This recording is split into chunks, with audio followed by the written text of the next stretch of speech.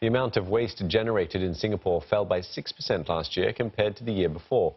That's according to the National Environment Agency, but it also reported a dip in recycling rates as demand for recycled paper shrank. Isabel Lim with more.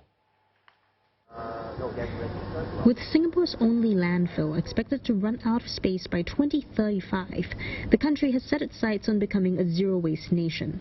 And it's making progress by throwing out less waste for the third straight year. 7.23 million tons of solid waste was generated in 2019, down from 7.7 million tons the year before. The amount from both domestic and non-domestic sectors fell.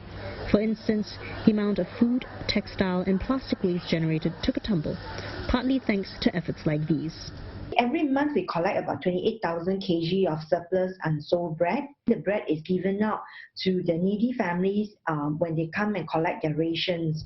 So for 2019 itself, we collected actually 336,000 kg of bread. But recycling rates also dipped. The overall rate went down to 59% in 2019 from 61% the previous year. This was also the case for categories like horticultural waste, wood, paper and cardboard, glass, as well as textile and leather. The National Environment Agency says the lower overall recycling rate is largely due to the drop in the recycling rate for paper.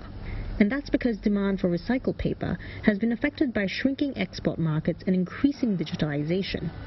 But advocates say that there's still work that can be done on the home front to improve recycling rates.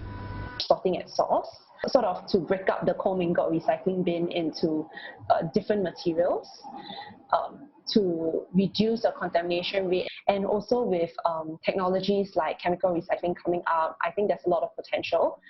Singapore will also implement a deposit refund scheme for beverage containers by 2022 to reduce packaging waste.